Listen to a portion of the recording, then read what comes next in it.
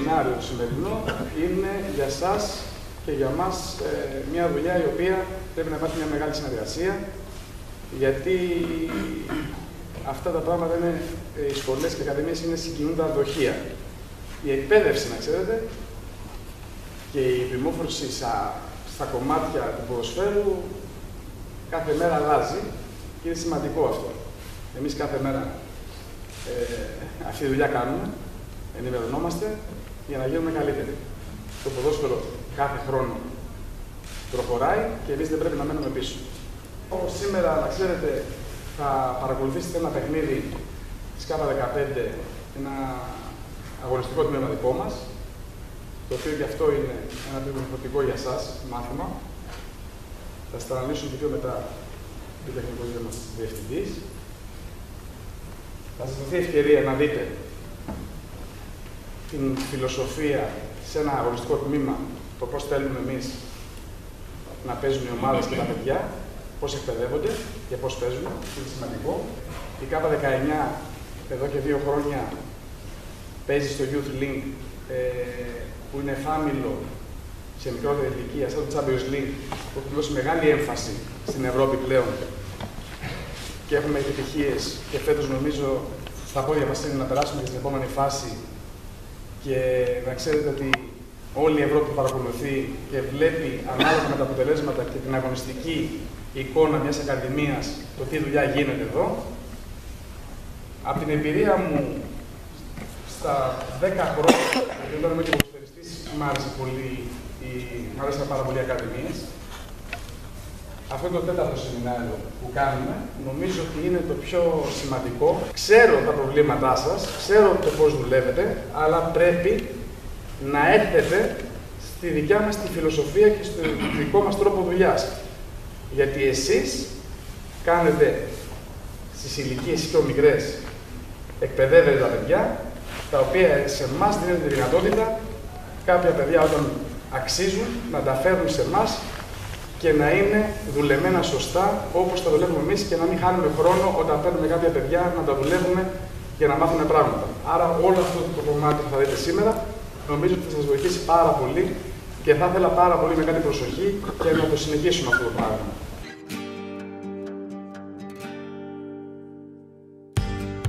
Συνεπώς μιλάμε με τα παιδιά.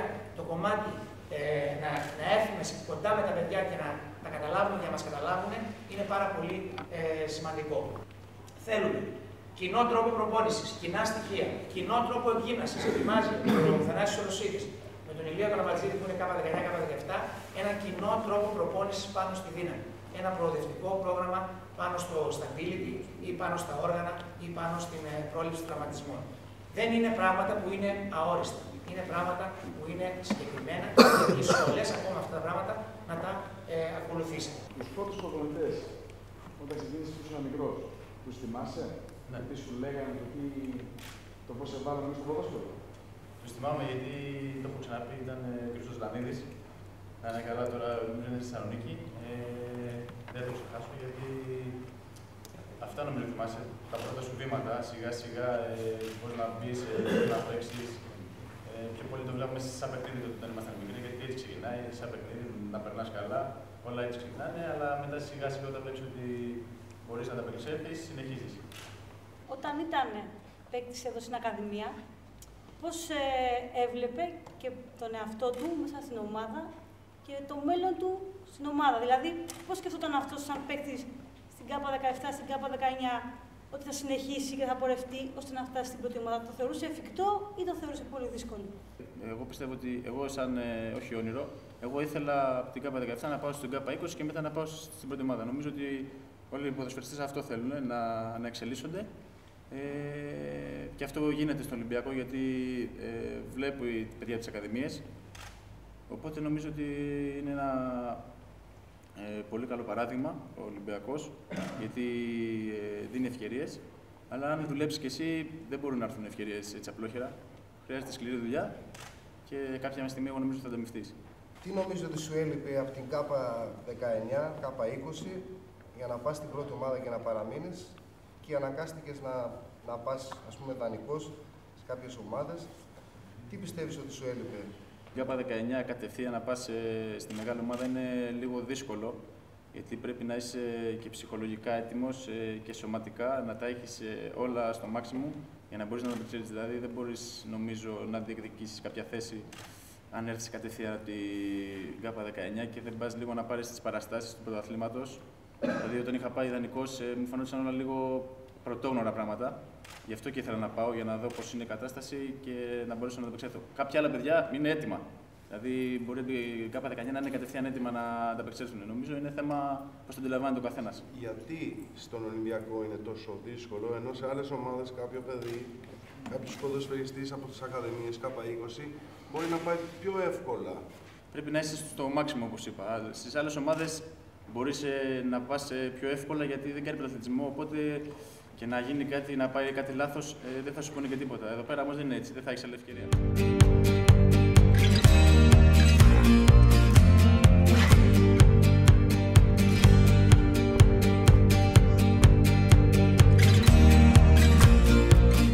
Ολυμπιακός!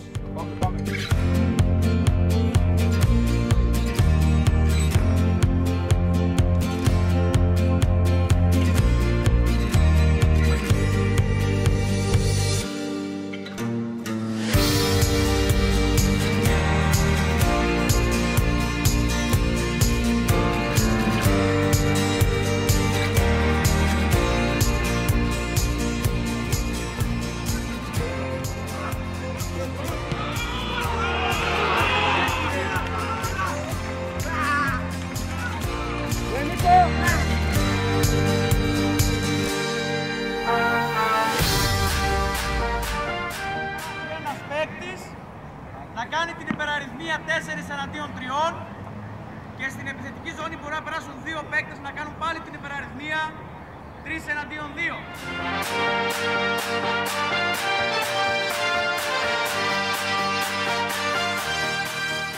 Για να γίνει αυτή η άσκηση προϋποθέτει ότι έχουμε δουλέψει ξεχωριστά τη συναρμογή, δηλαδή τα παιδιά ξέρουν την τεχνική, τη συναρμογή, σκάλες, εμπόδια κλπ. Από τις πολύ μικρές ηλικίες, γιατί ένα γκρουπ το οποίο δεν έχει κάνει καθόλου συναρμογή ή δεν έχει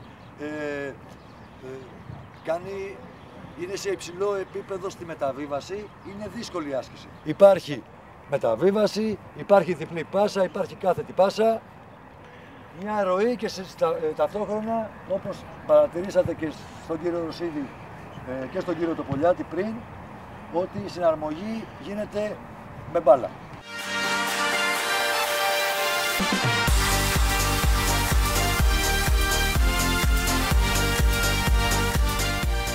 Δεν έχει ακριβώς παράλληλες πάσες.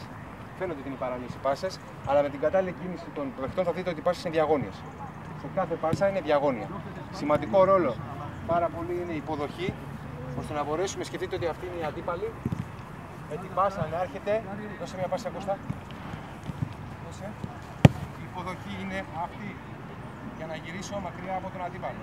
Και πρέπει να πει το νούμερο που είδε. Δεξί, αριστερό και ακολουθεί την μπάλα.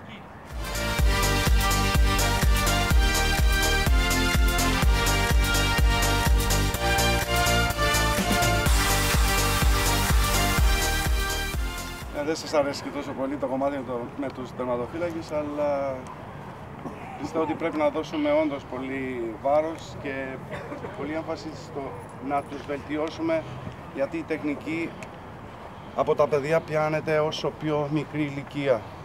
Και θέλω να πιστεύω ότι και αυτοί που ασχολούνται και είναι προπονητές, καλό είναι να μάθουν κάποια πράγματα, γιατί θα βοηθήσουν πάρα πολύ τα παιδιά. Από εδώ είναι ο κύριος Χρήστος Θεοδόρου και ο κύριος Μάκης Βενιαμίν. Είναι προπονητές τερματοφυλάκων εδώ στην Ακαδημία μαζί με μένα. Και έχουμε τα δύο παιδιά που είναι 12 χρονών, ο Ηλιάδης και ο Πολύδωρας. Από εδώ έχουμε τον κύριο Σκορδάκη που είναι, τα δύο παιδιά που είπα πριν από λίγο είναι K13, 12 χρονών. Σκορδάκης, ο κύριος Καράδαης από τη Δράμα και ο κύριος Μάνος Παπαδάκης από την Κρήτη. Σε μια προπόνηση δεν μπορεί να δείξουμε και πολλά πράγματα, αλλά αυτό που θέλω να σας δείξουμε πιο πολύ και να δώσουμε έμφαση είναι στη στάση του κορμιού.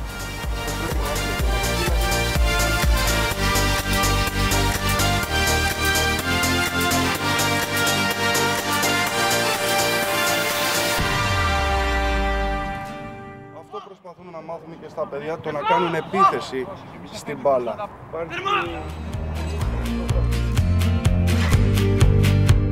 Η άσκηση, τα στοιχεία που πρέπει να δούμε είναι κατοχή. Οι 5 λένε να διατηρήσουν την κατοχή της μπάλας. Οι 3 πρέπει να κάνουν, ας το πούμε, και μια μορφή pressing. Θα δείξουμε 2 πράγματα που πρέπει να προσέξουν. Να κλέψουν την μπάλα, γρήγορα να περάσουν την μπάλα στα στηρίγματα, να μεταφέρουν το παιχνίδι δηλαδή μακριά, όχι εκεί που μπορεί οι 5 να τους ξανακλέψουν την μπάλα. Και μετά οι 5 που χάσαν την μπάλα πρέπει να κάνουν γρήγορο pressing για να την ξανακλέψουν όσο πιο γρήγορα μπορούν. Αλλιώς 7-5 και σε μεγαλύτερο γήπεδο το ξέρετε ότι είναι λίγο δύσκολο. Λοιπόν, το ζητούμενο όλης της άσκησης έχει να κάνει κυρίως με τη μετάβαση και τη σκέψη των παιδιών, πώς θα εκμεταλλευτούν την υπεραριθμία τους στο μικρό χώρο και πώς αμέσως θα αλλάξει η σκέψη τους να κάνουν άμυνα σε μεγαλύτερο χώρο κάτω από περισσότερες αντιπάλους.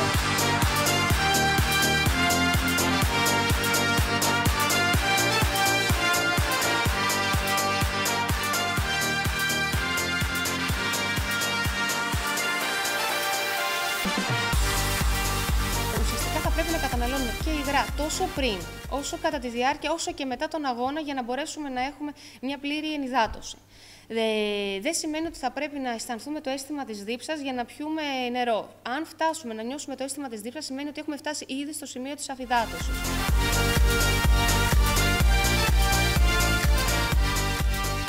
Πρέπει να αποφεύγουμε την άσκηση σε καταστάσεις κόπωσης. Και όταν δεν είμαστε συγκεντρωμένοι και όταν δεν είμαστε ψυχολογικά έτοιμοι. Θα τα πει και ο ψυχολόγος μετά, διότι δεν έχουμε τη σταθερότητα. Είμαστε επιπόλαιοι στην κίνηση, δεν τα βάζουμε. Ασκήσεις ενδυνάμωσης όταν είμαστε καλά, δυνατοί, έτοιμοι οι μύες μας να λειτουργήσουν, να βελτιώσουμε την τεχνική μας. Έτσι. Αυτοί είναι κάποιοι παράγοντες οι οποίοι μπορούν να βελτιώσουν και να αποτρέψουν μάλλον το διάστρεμα. Ή μετά την αποθεραπεία πρέπει απαραίτητος πριν να βγει ο αθλητής να κάνει ένα πρόγραμμα ενδυνάμωση με λάστιχα ή με τα χέρια υπό αντίσταση του φυσικοθεραπευτή, του fitness coach, των μειών του κάτω άκρου. Ενδυνάμωση των μειών της ποδοκλιμικής. Το FIFA 11, το ξέρετε. Η FIFA 11 Plus από το 2006. Προτινόμενες ασκήσεις από τη FIFA που πρέπει να γίνονται πριν για πρόληψη μυϊκών κακώσεων. Να, κάποιο τύπο. Δεν ξεχνάτε αυτό που θα σας πω τώρα. Στην ηλικία των 8-9 χρονών όλα τα παιδάκια πονάνε στις κνήμες τους. Αυτά είναι αναπτυξιακά άλγη. Δεν σημαίνει ότι χτυπήσανε, ότι έχουν ένα τεστ κοπόσεως. Από την ηλικία των 9 μέχρι την ηλικία των 12 λέγεται αποφυσίτιδα ή οστεοχονδίτιδα της πτέρνας, πονάει η πτέρνα τους πίσω. Είναι φυσιολογικό, δεν πονάνε όλα τα παιδιά. Μερικά μπορεί να πονάνε που είναι δραστηρία. Τι μπορείς να κάνεις? Πέλματα με σιλικόνης πίσω στο παπουτσάκι τους και να είναι σε λίγο υποποδία. Ειδικές ασκήσεις πελματιαίας απονεύρωσης, με διατάσεις πελματιαίας απονεύρωσης. Μπορεί να το κάνεις.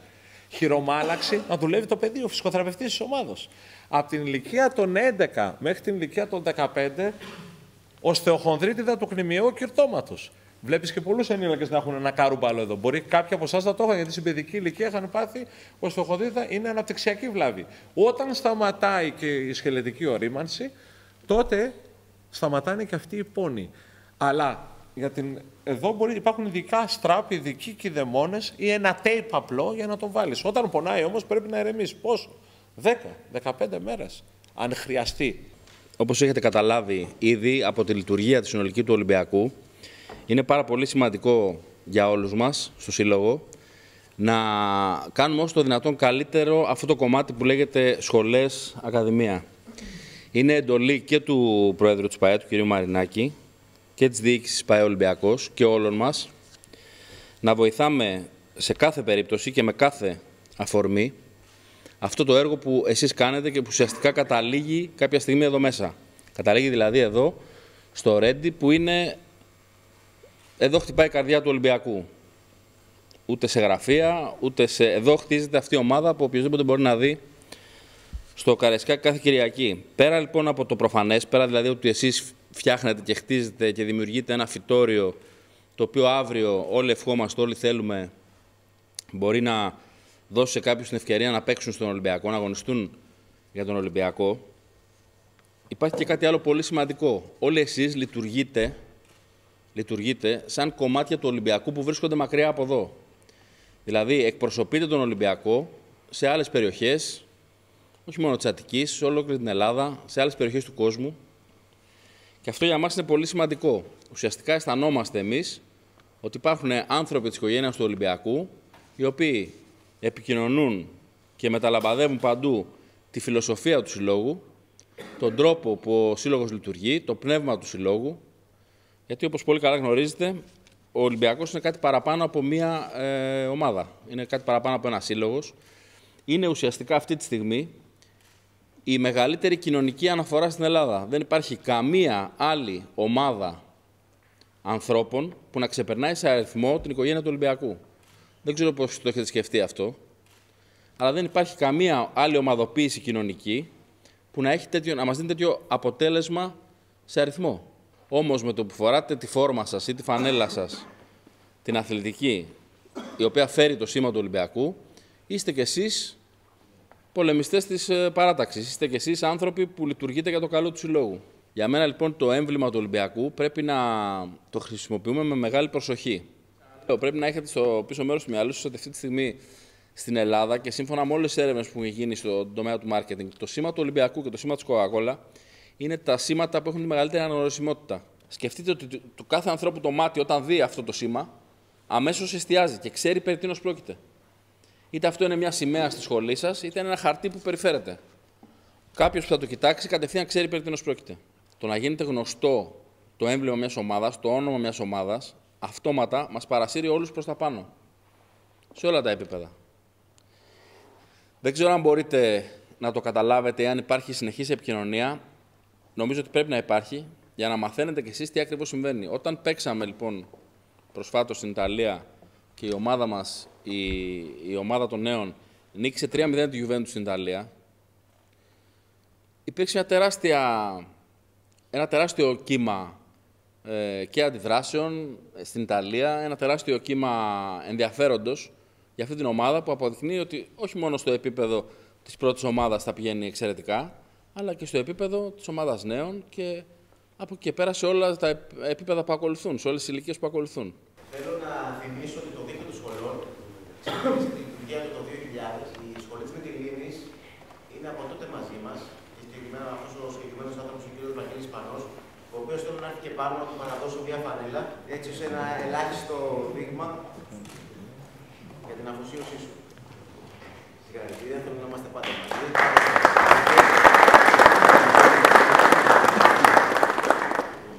Έχω παίξει τόσα χρόνια ποδόσφαιρο, έχω ασχοληθεί με ακαδημίες σε διάφορα νησιά.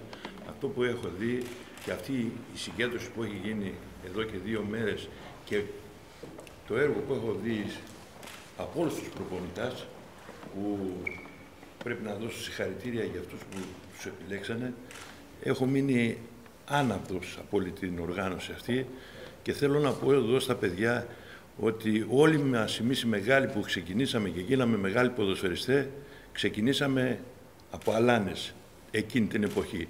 Και τώρα που είναι οι ακαδημίες με τα τόσα μέσα που υπάρχουν, πρέπει όλοι μας να κάνουμε μεγάλη προσπάθεια να βγάλουμε καινούριους κελεσίδες, καινούριους μύχους, καινούριους αμανατίδες, καινούριους παίχτες και να είμαστε και εμείς απέναντι στο σύλλογο, γιατί τον αγαπάμε εμείς όλοι, ειδικά οι παλέμαχοι, χωρίς να έχω προσβάλει τα άλλα τα παιδιά.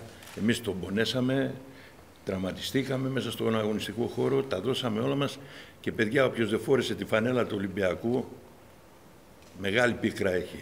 Ο κύριος Παύλου έκανε μια πάρα πολύ στρατηγική κίνηση. Εγώ έτσι τη θεωρώ, έτσι την περνάω, τα μήνυμα. Δεν μπορούσε να αντιληφθεί ότι τι μου λες τώρα σχολές, ακαδημία, δεν το καταλάβαινα. Λέει, είμαστε ένα πράγμα, είμαστε Ολυμπιακός, είμαστε μια οικογένεια. Και έκανε το αυτονόητο για εκείνον, αλλά για πολλούς δεν ήταν αυτονόητο. Προχώρησε λοιπόν σε μια ενοποίηση, η οποία πραγματικά βοήθησε πάρα πολύ. Δημιούργησε, όπως λέει και στις δηλώσεις του στο site του Ολυμπιακού, οικονομίες κλίμακας. Εκπαιδεύαμε προπονητές για να εκπαιδεύουν καλύτερα τα παιδιά. Και επίσης κράτησα και 3 πράγματα που ανέφερε τότε, και τα έχω σημειώσει εδώ. Είναι η πλήρης αξιοποίηση των σχολών, το κοινωνικό πρόσωπο του Ολυμπιακού μέσω των σχολών και φυσικά δουλειά σε ποιοτικό περιβάλλον. Όταν λέμε εικόνα και ταυτότητα, εννοούμε γενικά πώς πρέπει να μας αντιλαμβάνονται οι άλλοι που είναι έξω, πώς περνάμε εμείς τον εαυτό μας, τη σχολή μας, την κουλτούρα μας, όλα λοιπόν αυτά. Φιλοσοφία. Οι σχολές λοιπόν του Ολυμπιακού, έτσι λίγο να φρεσκάρω, γιατί ακριβώς πρεσβεύουμε, είναι ένα πρώτο βήμα ένταξης ενός παιδιού, ενός νεαρού αθλητή, στο μαζικό αθλητισμό, αναπτυξιακό αθλητισμό. Παιδιά λοιπόν από 5 έως 15 ετών έρχονται στην πρώτη επαφή κυρίως με το άθλημα το οποίο αγαπούν, αλλά φυσικά και την ομάδα μας. Είναι πάρα πολύ σημαντικό αυτό και αυτά είναι πράγματα τα οποία δεν πρέπει να τα ξεχνάμε. Πρέπει να μας συνοδεύουν σε ό,τι και αν κάνουμε. Επιδίωξή μας είναι να ενθαρρύνουμε όλα τα παιδιά να ασχοληθούν με αυτό το άθλημα, να έρθουν κοντά στην οικογένεια του Ολυμπιακού και φυσικά να συμμετέχουν σε όλες αυτές τις δραστηριότητες.